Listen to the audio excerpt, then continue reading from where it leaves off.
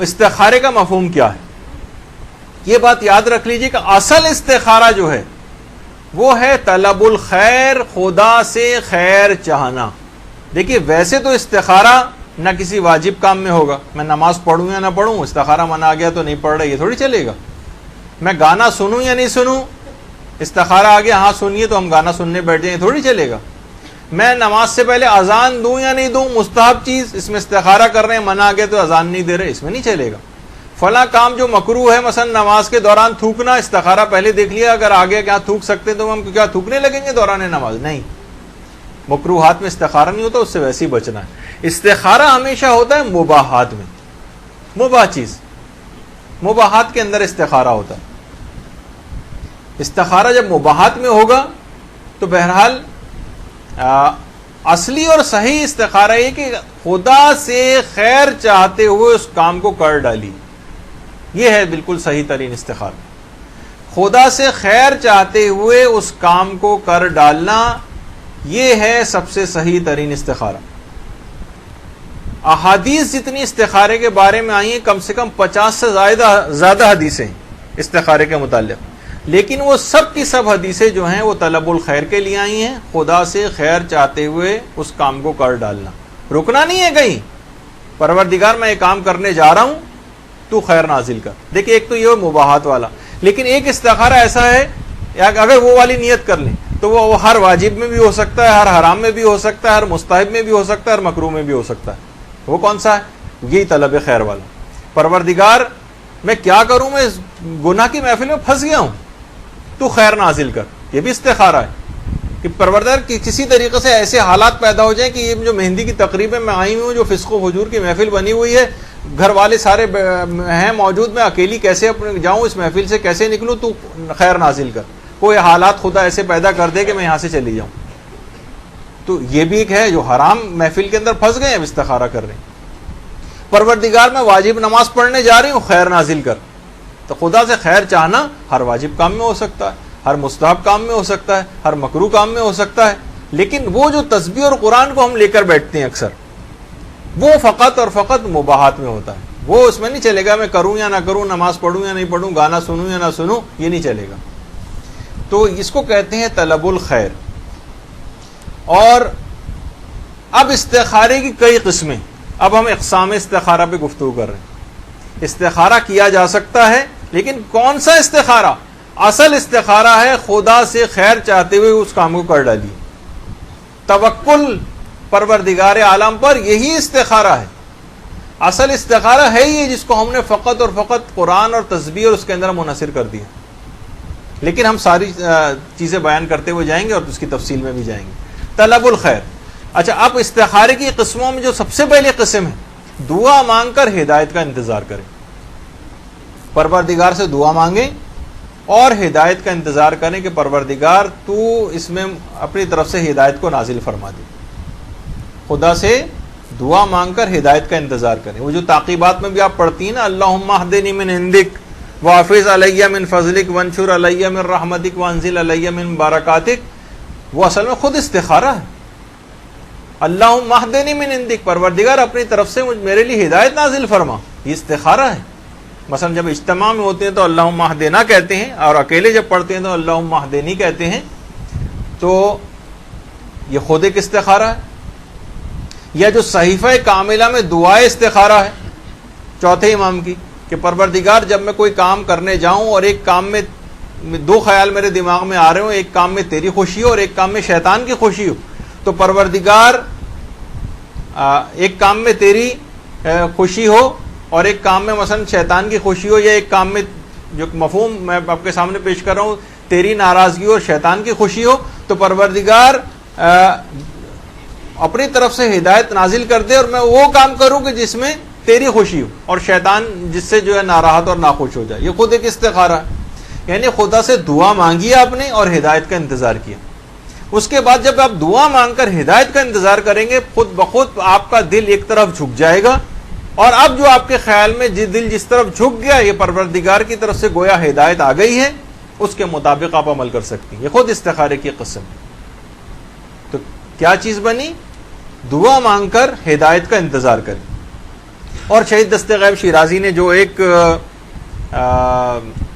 اپنی کتاب استعاذہ میں جو ایک واقعہ بھی لکھا ہے کہ امام حسین علیہ الصلوۃ والسلام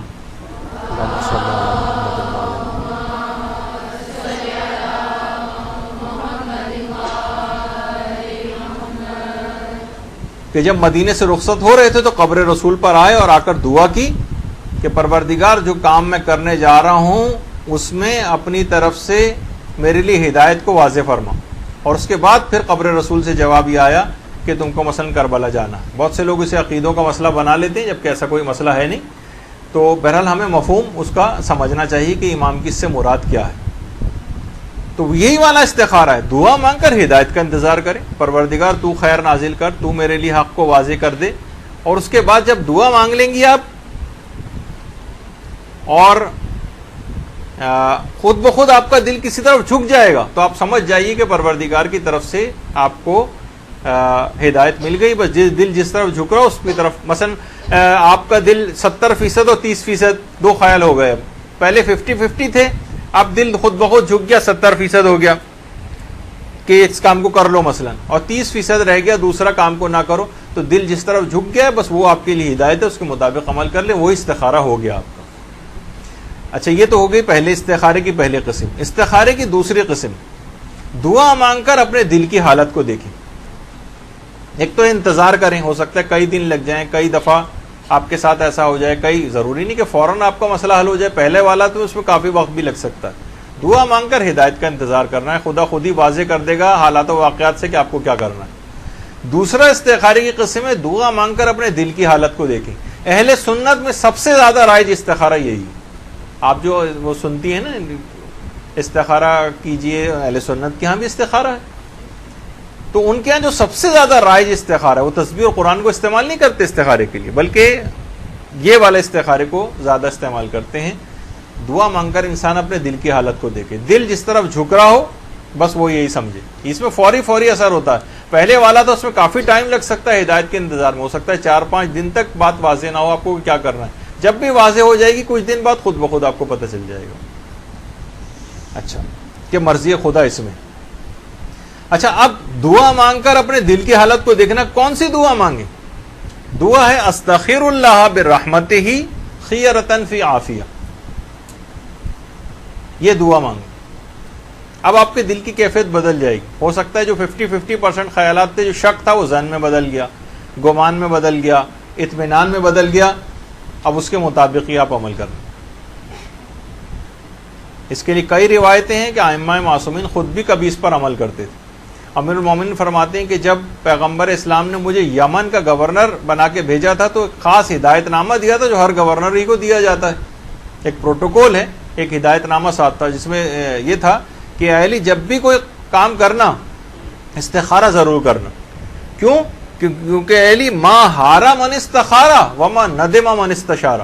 پیغمبر فرماتے ہیں کہ اے علی جو بھی استخارہ کرے گا کبھی حیران نہیں ہوگا, جو مشورہ لے گا وہ کبھی پشیمان نہیں ہوگا. ما ہارا من استخارہ وما ندم من استشارہ. جو استخارہ کرے گا وہ کبھی حیران نہیں ہوگا, جو مشورہ لے گا کبھی پشیمان نہیں ہوگا. یعنی خود ہدایت نامہ امیر المومنین کو پیغمبر نے جو لکھا ہوا دیا تھا اس میں تھا کہ اہلی استخارہ ضرور کرنا. لیکن استخارہ کون سا والا اب وہ بھی آ رہا.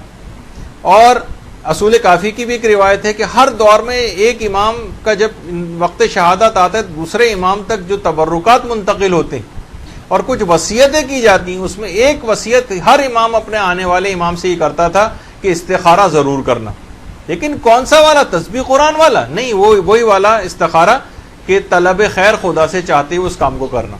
یہ جو دعا ہے استغفر اللہ برحمتہ خیرۃ فی عافیہ, کتنی بار پڑھی جائے اس کے بعد اپنے دل کی حالت کو دیکھا جائے.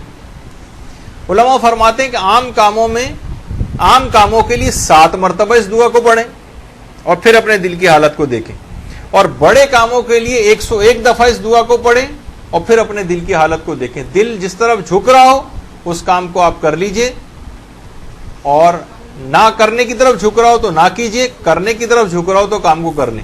یعنی شک سے معاملہ آگے بڑھ جائے, زن کی طرف چلا جائے معاملہ, ایک پہلو زیادہ ہو جائے, 80% 20% ہو جائے, 70% 30% ہو جائے. اس طرح سے اگر آپ کر لیں تو یہ آپ کو کافی اس میں فائدہ ہوگا. اور یہ مثلا چھوٹے کاموں کے لیے 7 دفعہ, بڑے کاموں کے لیے 101 دفعہ اس دعا کو پڑھا جائے. اچھا, بڑے کام کون سے؟ مثلا شادی بھی بڑا کام ہے, مثلا کاروبار کرنا ایک بڑا کام ہے, کوئی نقصان نہ ہو جائے, ہم کاروبار کرنے جا رہے ہیں, تو اس میں پھر 101 دفعہ.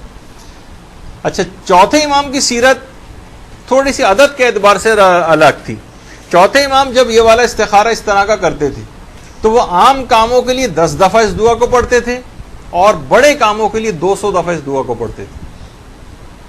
10 دفعہ چھوٹے کاموں کے لیے اور بڑے کاموں کے لیے 200 دفعہ.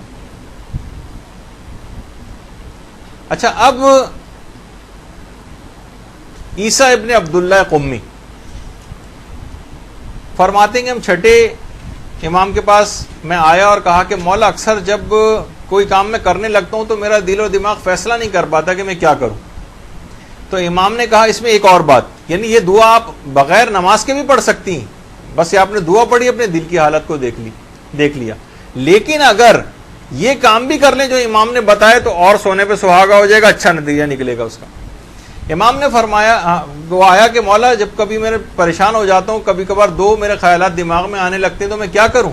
امام نے کہا تم یہ کرو کہ جب بھی تم نماز کے لیے کھڑے ہو اس وقت دعائے استخارہ پڑھ کر اپنی دل کی حالت کو دیکھو, یعنی مصلی پر آ جاؤ, کیونکہ جس وقت انسان باوضو ہو کر نماز کے لیے مصلی پر آتا ہے تو شیطان اس سے دور ہو جاتا ہے.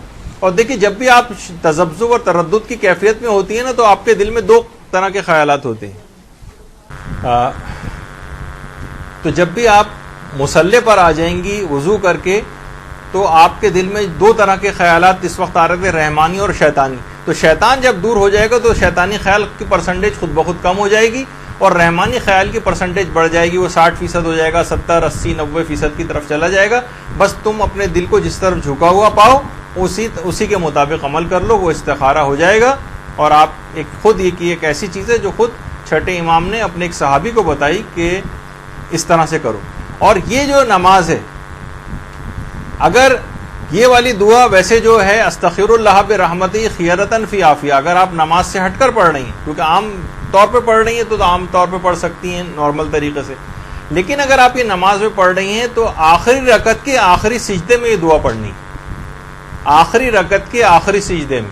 عام کاموں کے لیے 10 دفعہ اور بڑے کاموں کے لیے 200 دفعہ سجدے میں جا کر اس آخری رکعت کے آخری سجدے میں اس دعا کو پڑھیں.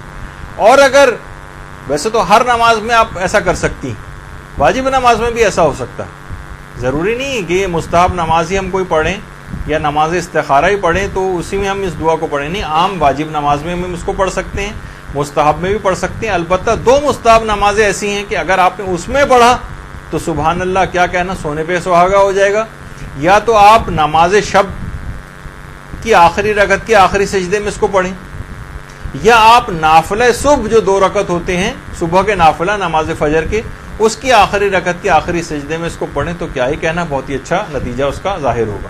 برحمتك يا أرحم الراحمين وصلى الله على محمد وآله